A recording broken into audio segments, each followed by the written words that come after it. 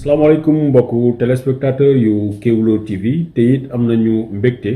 delluwaat fii waxtaan ak yéen ci seen chaîne bi ngeen safoo te nag ñu ngi dalal ki nga xam ne mooy Abdourahmane Wade mooy directeur exécutif bu ALIFSI. ALIFSI association la bu ay sénégalais taxawal foofu ca Paris di taxawu lépp li nga xam ne doomi aadama la buy uti pour régulariser situation mooy maanaam utim këyit Abdourahmane ñu ngi lay nuyu. Babacar maa ngi lay nuyu di la sant di la gërëm ci invitation bi di nuyu askanu Sénégal yëpp ak ñi ci diaspora bi. est-ce que Abdourahmane mën nga ñu xamale ak lan mooy seen mouvement bi ALIFSI. jërëjëf Babacar ci laaj bi ALIFSI moom lu neex a wax la lu tax lu neex a wax la mooy parce que benn mbootaay la di ko tax a jóg mooy dimbali bépp doomu aadama bu nga xam ni dafa nekk fii ci réewu tubaab bi France te amul kayit ak foo mënti jóge y a pratiquement plus de 20 et quelques nationalités mais nag li ko gën a tax intéressant ñun en tant que sénégalais mooy 90% de ces adhérents ALIFSI ay sénégalais lañu te li ci gën a intéressant mooy ALIFSI mooy sasoo léegi ëpp na plus de 15 ans. ki jiital mooy Madi Gassama moom mooy président moom ko sos. démarche am li ko tax mu dem mooy bépp nit boo xam ne amul kayit daf lay jàppale ba nga am kayit gratuitement sans laaj dërëm gratuitement voilà. ku wax fukki at ak juróom taxawu doomi adama yi doomi Sénégal di leen gunge pour ñu régulariser seen situation wax ni jànkonte ngeen ak ay situation bu nekk. lan mooy ay anecdote ay fàttaliku yoo xam ne ci jamono yoo xam ne mën ngeen ko nettali ci seen jaar-jaar. jaar-jaar mooy li ñu mën nettali waaw mooy gunge nit par exemple préfecture gannaaw bu amee rendez-vous li ci gën a métti en fait kéemande sax mooy yëkkati convocation jox ko. parce que France ku fi nekk fii sax am convocation préfecture mun nañ ni loolu couverture la parce que tey soo ko téye woon am convocation waxuma la sax nga def gum préfecture loolu nga desanteeg police mu daal di sa kii nga génne ko daf lay couvrir woo nit rek jox ko convocation am déjà bégte bii jógee foofu jar na lu nekk dañuy ñu xam ne convocation rek dañuy commencé jooy ñu nga xam ne da nga leen di yóbbu ba préfecture bu su teg seen préfecture ndax ragal mais ñu jënd fa am këyit liñ lay wax ci ay mots yu simple nag comme ay jërëjëf rek. mais dafay diis profond ba da nga koy ci sa biir xol ci biir xol na ko tëyee te xam nga itam jafe na metti nit ko nga xam ne dafa nekk jóge fii dem bitim réew toog ay at yu bare gisul yaay gisul papa gisul rak gisul mag gisul xarit nga mën ko tax mu delluwaat ci biir askanam waxante na nem ba ko ñoom loolu lu bari la léegi itam da ngay am nit ñu nga xam ni dañuy ñëw seet si la foofu am def fii biir France plus de 10 ou 15 ans mais seen làkkum tubaab lu ñuy dégg sax lu ñuy wax yow soit lu ñuy wax seen làkk wala ñuy làkkaloo yooyu itam ay jàkkandoo yoo xam day sant nañ ko daal ci biir association bi. jamono ju doy waar bi ñu nekk nii mooy jamonoy Covid 19 ak coronavirus dégg nañu association yu bare surtout ca France ñaan gouvernement bi pour mu tëj li nga xam ne mooy centre de rétention yi ndax xalaat nañ ni conditions yi réunir ñu facilement nit yi mën nañu wàllante jàngoro yi. yéen est-ce que jamono ji ñu toll am ngeen ay doomu Sénégal yoo xam ne yu affilié wu ci seen mouvement ALIFSI ñoo xam ne ñu ngi ci centre de rétention yooyu. ba jamono yii may waxante yow ñii may waxante yëguñ fi benn yàlla def na nag organisation ALIFSI ni mu demee mooy képp ku ñu téye membre ALIFSI rek dans les minutes qui suivent ñun dañ koy yëg boobu léegi ñun yëguñu ko waaw c'est vrai que nag li nga wax am na parce que centre de rétention yi.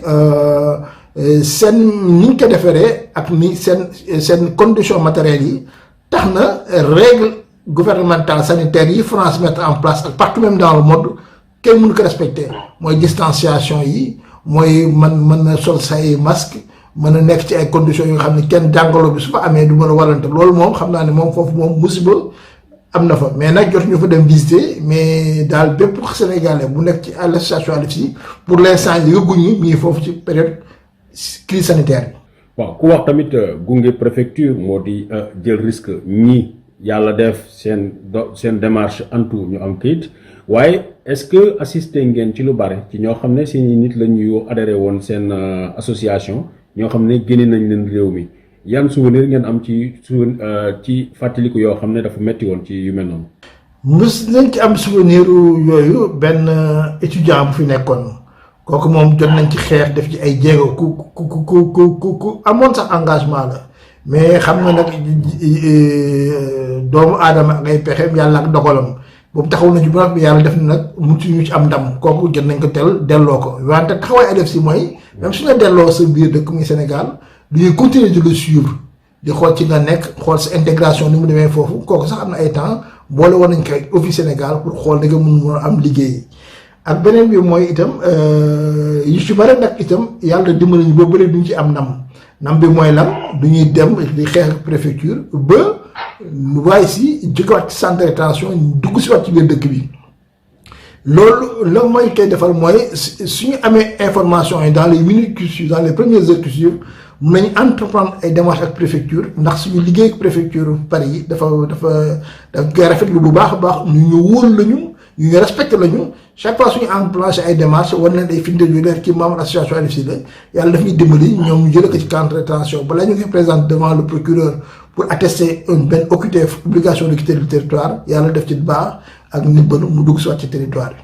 gis nañ ni mesure préfectorale yu bare yoo xam ne ñu ngi koy jëlee ci Paris dañ leen di maye nopp yu ñu leen di déglu mais naka lay demee tamit sénégalais yi nga xam ne dañuy accepter à un moment ne dañuy nangu ñibbi Sénégal gis nañu seen démarche ak seen partenariat ak OFI ñaata doomu Sénégal ñoo jaaree yéen ci seen association ñu nangu ñibbi Sénégal te ñu financé leen. mën nañ xëy na rek war nañ toll ci ay juróom am na ci cas yu bare comme ay sénégalais yu nekkoon fii nekk ci ay conditions yu doy waar. kooku nag benn mbokk la du ma wax turam par discrétion dafa nekkoon fii ak ay xaritam xarit nag yu bare ñii am liggéey ñii dem mujj ji mu xaw nekk moom kenn isolé wu nekk ci mbedd mi di naan ak yooyu daal toog dafay at yu bare bi mu ñëwee ci LFC nag ñuy xeex ak moom di ko wutal ay kayit ba am rendez-vous préfecture mais bi ñëwee jox ko rendez-vous dafa bañ ni moom du léegi dafa bëgg ñibbi parce que ni mu nekk nii ci biir dëkk bi métti ci moom bu baax ba ñibbi Sénégal daal moo gënal.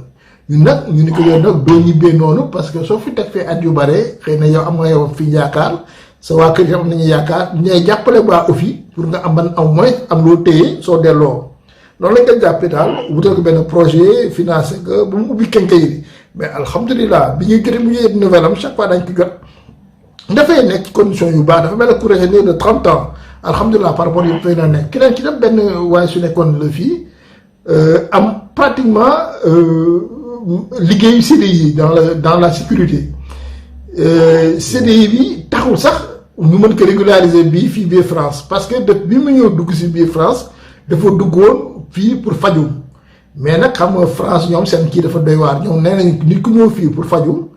war a nga jàng soo faree faju war a jàng da ngay dellu ci dëkk bi nga jóge woon moo tax bien que amoon na contrat CDI mais préfecture dafa ko bañoon régulariser yi dafa wax dellu kooku itam ñu koy jàppale moom ak jabaram ñu dem ubbi la benn genre élevage bovine foofu Sénégal ak poulailler ba alhamdulilah moom ak jabaram daal fi mu nekk ñoom ay souvenirs yu baax la ñu am ci France bi ñu fi nekkee ñu ngi Sénégal alhamdulilah. gis nañu ba léegi France waxagul dara ci li nga xam ne mooy loowu sans papier yi mu am bu ñu jëlee réew mu mel ni Portugal dañu daal di régulariser ñëpp de ce fait xalaat nañ ni bu ñëpp mënee am accès hôpital kenn dootul daw làqu ndax ñëpp dinañu faju dina tax Covid 19 bi du am progression bu bare ci réew mi est-ce que lu mel noonu xalaat nañ ko France wala yéen mën ngeen ko xalaatal li ngeen xam ne mooy seen partenaire yi nekk ca mairie ca préfecture bu Paris parce que xam nañ ni sans papier day daw policier day daw service yoo xam ne mën nañ ko ficher wala jàpp ko waaw. xam nga nag c'est vrai que loolu jot na fi am ci dëkk yu bare comme ay Portugal Italie yooyu sax ñuy commencé saytu nekkaan lu ñuy régulariser ay sans papier yu bare. particularité France nag mooy en mesure de sécurité sociale dañu am benn dispositif bu ñu nekkaan AME mooy aide médicale d'État nee nañu képp koo xam dafa nekk ci biir dëkk bi fii au bout de 3 mois am nga yelloo nga kii bi nga xam ne mooy aide médicale d'État soo demee hôpital ñu lay faj nga dem pharmacie ñu faj la xëy na loolu moo tax sax ñoom ñi fi jot a nekk amuñu këyit am AME boobu seen faju daañ dem hôpital fajoog yooyu daal parce que loolu lu am biir France mais nag boobu ba léegi aussi am na ay association ay di sax jot nañ fi def benn communiqué pour après yeneen association ñu dénoncé loolu ni gannaaw gat jàngoro bi am na ci àddina bi te xamul baadoo la ki am ak ku ñàkk ñëpp lay sakloo kon dimbali nit ñu am kii loolu lu ñu mën a def la ñun sax association ADEFSI demoon nañ ba bind préfecture bind itam lettre ministère de l'agriculture ñu leen kat ñun kat am nañu ay jàmbaar yu nekk ci ñun leen tax mooy jóg bu intégrer correctement biir France te mën a dem ci tool yi liggéey parce que ak feebaru Covid 19 bi agriculture française dañu manqué woon main d'œuvre ñun nag dañu doon dimbali di leen orienté ay public yooyu et ça a été bien reçu quand même. gis nañ ni yéen seen xeex moo di bu indi doomi Sénégal yi France mais bés bu ñu ñëwee bu ñu yegsee fi France seen démarche mooy jàppale leen pour ñu toog mën a liggéey mën fi gagner seen vie de l'autre côté ki nga xam ne mooy consulat bu Sénégal ñoom seen taxawaay ci lu ñu gis lu ñu fësalu la waaye lu ñuy def la sénégalais bu leen indil di xool ndax dañ ko bëgg a dàq yóbbu Sénégal ñoom waa consulat ba ñooy signé laissez-passer yi est-ce que loolu du indi jafe-jafe seen diggante ak ñoom. bu baax a baax parce que démarche Sénégal consulat ak ñun suñu démarche ak démarche OFII dafa wuute parce que ñoom kat xëy na bon consulat ñoom seen démarche mooy képp kuy Sénégal nekk fi France nga nekk ci ay conditions yu leer sa condition yu leerul ñoom du ñu favorable ñu delloo la OFII itam mooy Sénégal yi nekk fii wala yeneen nationalité ñu mën leen delloo seen dëkk ñun nag suñu taxawaay mooy lan képp ku nekk ci dëkk bi fii ñu jëm la jàppale nga am kayit mooy nga toog parce que kuy jóge sa dëkk bàyyi fa njaboot bàyyi fa mbokk bàyyi fa xarit ñëw fii pour am yaakaar la bëgguñu nag taxaw la yaakaar tas moo tax ñu lay jàppale pour ñu wut kayit très souvent bien que office suñu ay partenaires dañuy liggéey bu baax a baax ak consulat fii ñun suñu taxawaay bokkul ñun suñu taxawaay mooy lan déjà képp ku ñëw fii association ADEFSI ñu nekkaan sa passeport bu ko garder même place ak bi ngay nelawee jëlee sa passeport nga dénk sa benn xarit wala sa benn mbokk nga xam bokk leen adresse mooy préfecture bi su ma la jàppee ñëw sa kër du gis benn kayit bu firndeel li Sénégalais la ndax ñu def noonu mooy su la jàppee tant que wane woon ngi Sénégalais nga alhamdulilah parce que ñu def déjà ñu def ay démarches pour jéem la génnewaat ci situation bi nga nekk police boobu nga nekk mais nag su préfecture fekkee ci yow benn kayit bu firndeel yow Sénégalais la loolu convention bu Sénégal signé ak France la automatiquement dañuy dem consulat signé autorisation d'extradition ñu génn la dëkk bi ñun nag loolu la ñuy éviter. Abdourahmane Wade gis nañ ni ndëgëm ñi am këyit ñoo am jafe-jafe ci dëkk tubaab yi naka la seeni adhérent wu ADEFSI ñi nga xam ne amuñu këyit naka la ñuy dundee confinement bi ñu génn. bu metti ñu wax dëgg parce que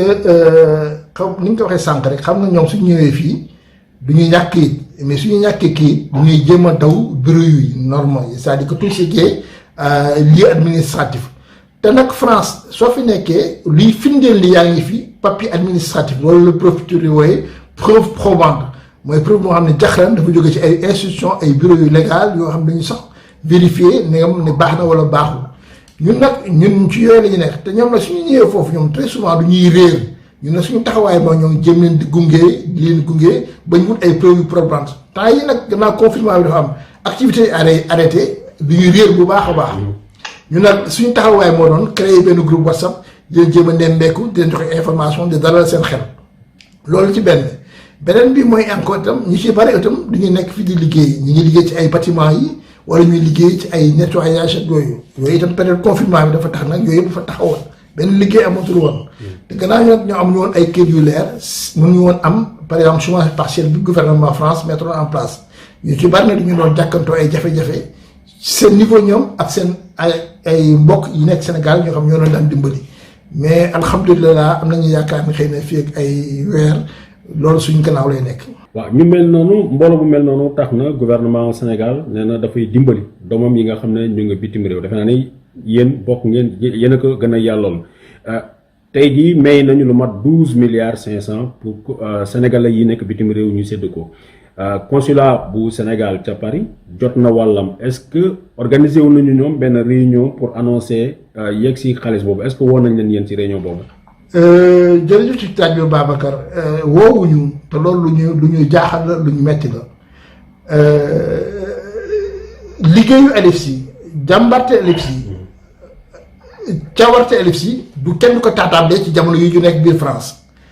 gannaaw ki nga ko waxee ci njëlbeen seen taxawaay yëpp mooy liggéey dimbali doomu aadama ci gratuitement encore même sax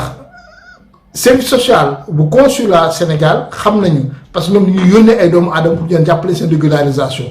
mais nag ñun yëguñu dara kenn woowuñu ci benn jotaay jotuñu benn invitation lu ñu topp ci yàgg rek su yenn adhérents yi dañuy woo nekkaan dañu soxla attestation parce que consulat moo leen woo ko laaj pour jëriñoo ci 12 milliards yooyu président Macky Sall dégagé te loolu nag ñun daf ñu jaaxal bu baax a baax ñu koy métti lu baax a baax parce que ay association bu doon comme Alif si fii consulat xam ko te woowuñu ko ci jotaay bi loolu nag jaaxal nañu lool te métti lu nañ ko bu baax a baax. est-ce que le fait que seen président mu di Madi Gassama muy fondateur mouvement bi dafa am étiquette politique est-ce que loolu taxut ñu peer leen. loolu lañ suñu xel ñott bëgguñu jiñ kenn bëgguñu wax kenn mais bi ñu koy jéem a seetlu du xaar lool suñu xel jàpp na loolu suñu xel jàpp ne nii xëy na li mu nekk mu benn casquette politique moo tax en même temps mais loolu nag defe naa loolu réeréeru consulat dafa réer parce que yenn sàggante yenn musiba su amee ci dëkk kenn dootu xool politique wala religion quoi que ce soit nit doomu aadama moo lay ñor noo koy dimbalee loolu mooy tax bi mu amee Sénégal balaa président Macky Sall dégage 12 milliards yooyu dafa woo sa opposition sénégalaise yëpp waxtaan ak ñoom jaatal waxtaan yi jaay porteur de voix yi yaatal mbir bi parce que mbir bi mu gën a yaatu ku nekk wax ci sa xalaat mooy gën njëriñu consulat nag Sénégal su defee loolu ndax casquette politique rôle réeréo ak vraiment jumtu bu rëy la te loolu ñu ngi koy métti lu di ko dénoncer bu baax a baax avec la plus grande intention. Abdourahmane Wade ma bëggoon a xam ñaata doomi Sénégal tey ñoo nekk ci seen mouvement boobu Alif Sy. xëy na ci léegi la Alif Sy bi mu soytoo ba léegi depuis plus de 15 ans mun nañu xool ci plus de 2000 quelques adhérents mais entre temps xam na nag loolu itam nekk na lu nga xam ni duñuy dénoncer manque de solidarité lan laa yooyu manque de solidarité parce que soo ñëwee ci dëkk amoo benn buntu nga gis benn mbootaay bu lay jàppale ba nga am kayit yow sa wareef moo waroon itam di jàppale mbootaay boobu pour mu gën a am doole parce que Alif Sy kat loi 1901 France moo ko saytu loi 1901 mooy association boo xam ni da ngay def loo xam d'utilité d'ordre public da ngay dimbali sans itam mën nañu am possibilité donc nga demander ay fonds ay aide état bu financé la mais Alif Sy musul demander benn subvention état français pourquoi loolu parce que ñu bëggoon am suñu autonomie ak suñu liberté d'action suñu force moo doon dañuy nekkaan ko jaay affaire carte de membre yi ñuy jaay mooy suñu fonds ak bu ñu demandé benn fonds parce que pour jox xaalisam wax la fooy teg sa tànk te ñun nag bëgguñoon kenn wax fi ñu teg sa tànk moo tax bëgguñoo laaj benn subvention en France te ñooñu jot régulariser ñu si bari nag du ñuy dem après dootu ñu ñëwati te loolu nag man manque de solidarité bu métti la tey sans pour être raciste ni quoi que ce soit soo xalee France bu baax a baax algériens yi Maroc arabes yi am nañu position bu baax daañu dem gis sax benn ministre français d'origine arabe maghrébine daañu gis ministre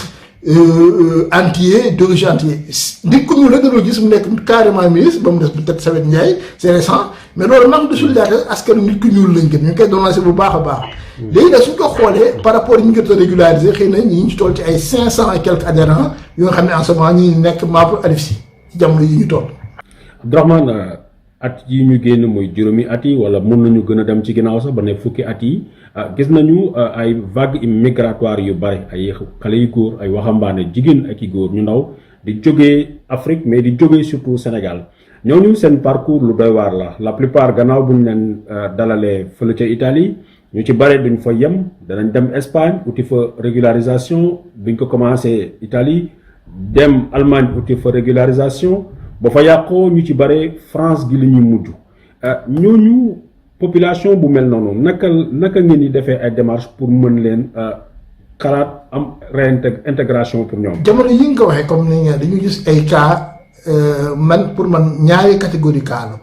mooy ñi nga xam ne ñu jógee dëkk ba ñëw par mer par géej ak ñoo nga xam ni ak crise économique dañu jógee un peu des pays voisins de l'Europe comme ay Espagne Italie Allemagne ñëw fii France parce que xëy na liggéeyu France moo gënoon ubbite itam làkk bi itam gannaaw ñun France moo ñu colonisé woon moo gënoon yomb ci ñoom parce que yu ci bare jàngoon nañ ko un peu école primaire balaa ñëw kon am liggéey fii moo gënoon yomb ci ñoom li ñu xool temps yi mercredi ñuy recevoir da ngay topp ci yàgg man sama yaram dafa daan daw su ma jàkkaarloo sa benn mbokk ma lakk kii itam nag nga ñëwee da nga am visa bu ñu déet ni tekk noppi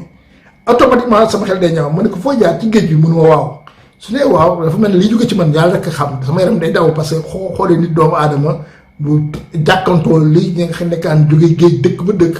ak li ci nekk comme musiba li ci mën a am yëpp ak réeréo mu ñëw vraiment da nga sa yaram day daw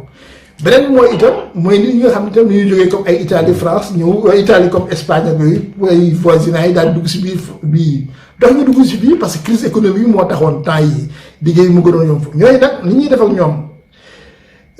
ñi ci bëri seen situation day xaw bloqué tuuti parce que ñàkk réeroo da ci am ñàkk réeroo ak ñàkk xam parce que lu ñu ñëw fekk fi yenn mbokk yi ñu ne leen suñu demee demande statut de réfugié dafay gaaw ñoom boobu na du ñu gis buntu bu gàtt bi mooy lan parce que li ñuy demande statut de réfugié dès l'instant où dugal nañu seen këyit kenn tontoogu leen du ñu am benn statut spécial ñu leen jox benn carte provisoire jox leen allocation jox leen carte yu mën faju ñoom buntu bu gàtt boobu la ñu gis mais après très souvent demande d'asile yooyu du ñu koy rejeté parce que ñu rendre compte que ne Sénégal la ñu jógee te Sénégal confronté wul à des situations d'émeute sociale. bon boobu loolu la ñu tuddee pays sûr loolu la ñuy wax origine pays sûr. contre yooyu nag du ngeen di rejeté seen demande d'asile après yooyu dañuy am OQTF ñun nag suñu démarche mooy lool dañ leen di wax mooy il faut mettre vraiment au carreau c'est mettre au carreau mooy bañ a dugg transport sans un ticket c'est mettre au carreau mooy nag fépp am mbootaay jaxasoo nga bañ fa dem. Wade est-ce que ñooñu seen cas ñooñu seen cas dafay facile fexe ba ñu régulariser leen parce que dañuy commencer Italie ñu fiché leen fa ñu dem Allemagne ñu fiché leen fa bu ñu mujjee France la plupart dañ lay wax ni na nga dellu dans le premier pays bi nga xam ne foofu nga njëkk a wàcc. loolu seen cas li muy demee ñun pratiquement dañuy jéem a effacer un peu seen passé par rapport dans les pays yi jiitu woon comme ay France ak yooyu dañuy déjà dañuy demande d'asile yu OFPRA bi ñu koy tegoon de côté pendant 1 an parce que tant que 1 an yi jotul préfecture de nangul laaj ce dossier parce que ñu nekkaan ce dossier bi c'est entre les mains de la justice parce que foofu quand même les services sont tellement séparés que ku ci nekk bugg interférer ce service su borom ñoom dañuy seen dossier yi ñu koy teg de côté kon dañuy mettre au carreau pendant 1 an après 1 an boobu ñoom dañuy éliminer ces preuves yëpp yi passé woon yi nga amoon Allemagne ñi nga am ko Italie wala nga am ko Espagne ñu commencé jël sa ay preuves à partir bi nga duggee biir France li ñuy gën a yombal mooy parfois liggéey ñoo xam ni un peu dans ce qu'on appelle les métiers à haute intensité de main mooy liggéey yoo xam ni en fait y a des offres et les métiers sous tension voilà métiers sous tension mooy dafa am ay offres amuñu ay candidats. d'habitude dans le milieu de la restauration dans le milieu du bâtiment dans le milieu de la petite enfance lañ koy am yooyu nag ñu leen jëm jàppale par exemple jigéen ñi ñu ci bari leen jëm yóbbu leen ñu def formation CAP petite enfance su ñu amee CAP petite enfance déjà du ñuy waxtaan très souvent ak préfecture déjà jox leen récépissé boobu li koy gën yomb la mais chaque fois suñuy commencé balaa ñuy def pare seen diplôme du ñuy am benn stage te fi ñuy liggéey ci stage boobu dafa leen di jël favoriser bugg leen régulariser promesse d'embauche boobu boole ci ak CAP seen diplôme boobu suñ ko présenté préfecture boobu ba léegi duñ ci am ay cas de réussite préfecture daf leen jox récépissé jigéen ñi mën commencer liggéey góor yi aussi pareil ci ay bâtiment la ñuy liggéey mais avec un certain nombre de fiches de paye comme ay par exemple 5 ans de présence 8 fiches de paye wala 7 ans de présence 12 fiches de paye lu jël jëm a régulariser un peu dans le cadre d'un séjour salarié. est-ce que mën nañu xam tey ci ñi nga xam ne ñoo adhéré seen mouvement est-ce que am ngeen sénégalais yoo xam ne faatu nañ ci est-ce que am ngeen sénégalais yoo xam ne ñu ngi ci hôpitaux yi am tawat bi di Covid-19 dal leen. bi mu commencé ba lépp yëguñu ko. parce que Alif si itam non seulement am nañu un système de suivi par rapport au réseau WhatsApp qui permet que ñu nga xam ne chaque fois dafa am lu xew rek daañu ko yëg ba jamono yii may waxante daal yëguñ ko au début nag balaa ñuy dugg confinement bi suñu rendez-vous mercredi yooyu léeg-léeg kenn daaw nañ di woo ni ma kat dama xaw sibiru damay sakkat ak yooyu automatiquement ñu leen di laaj ñu ne bañ ñëw nañu annuler seen rendez-vous suñu mënee dem hôpital saytu seen yaram dana baax pour éviter ay wàllante yooyu. mais jamono yi may waxante ak yow yëguñu benn cas boo xam ne membre Alif Sida tëdd ci hôpital wala yàlla faat sa bakkan. Abdourahmane Wade maa ngi lay jaajëfal. maa ngi lay jaajëfal Babacar di rafetlu bu baax sa liggéey sa taxawaay ak vraiment di la remercier bu baax a baax ci waxtaan bi.